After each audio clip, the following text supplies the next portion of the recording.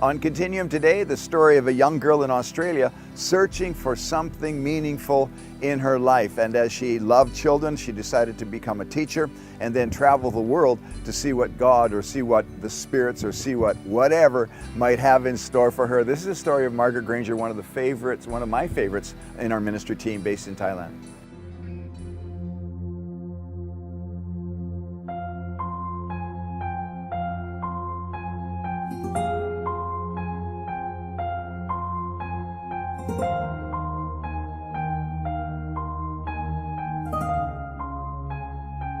Growing up in Australia, Margaret Granger had a dream to teach children all over the world.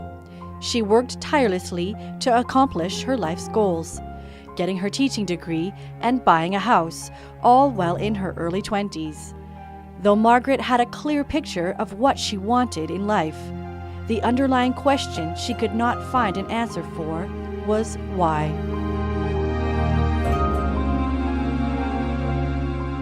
Though Margaret's career and life were on track, she felt empty. She began opening herself up to the supernatural to find answers her soul craved. My friend had been to a psychic and she said, look, this psychic can really tell us things.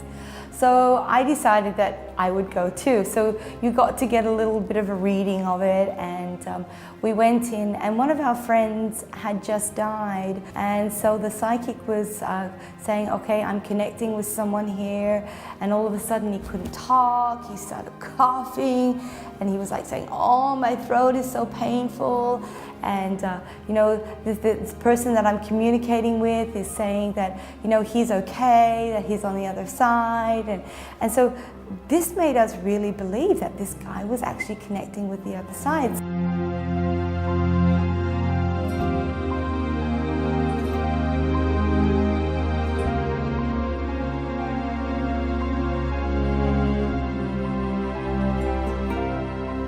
Margaret's dream of teaching overseas began to take shape as she accepted a job offer in Thailand.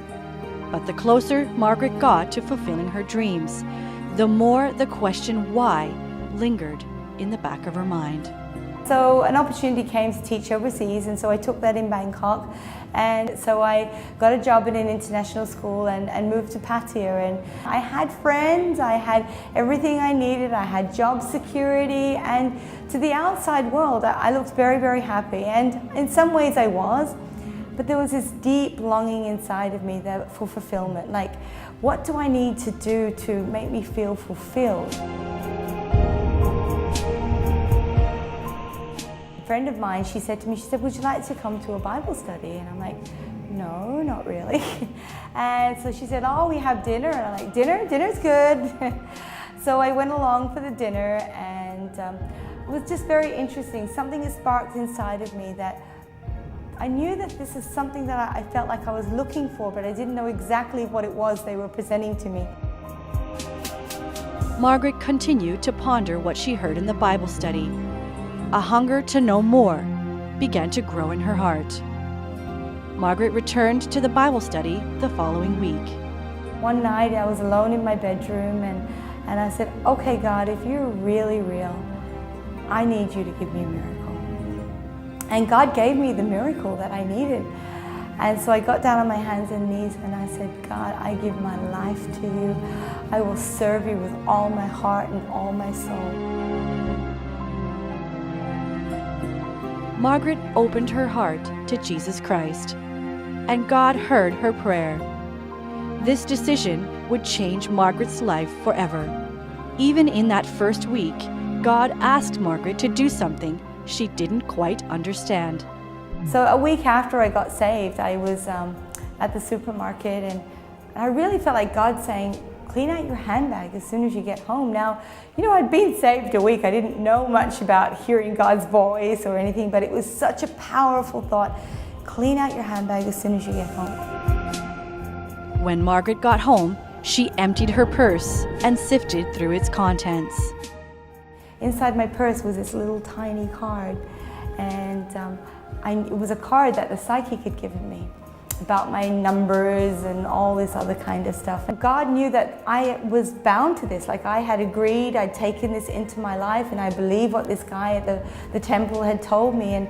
And God knew that it had to be broken off. And so God said to me, I want you to burn that card.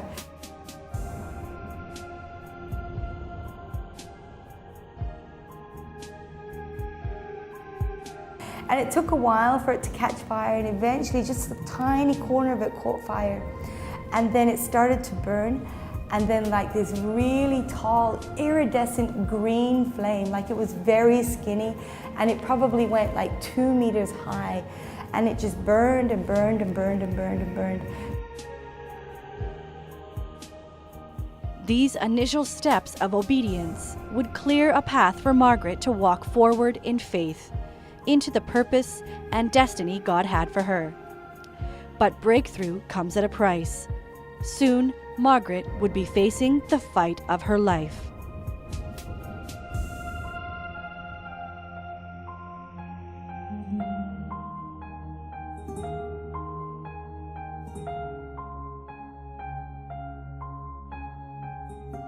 Well, I think Margaret's story could just be about anybody's story, because we see a world full of people who are searching for something meaningful, and we are so thankful for what God has done in the life of this young lady. But I want you to think about sharing this video with somebody that you know, because next week we're going to continue this story, and before things get better, they get much worse. But many times it's in those very difficult situations where God really gets through to our hearts and turns us around. So thank God for Margaret's life and for the ministry that she does today and all those beautiful things that come out of this story. And again, be sure to share this video with somebody, and come back next week for more Great Commission action from this side of the Continuum.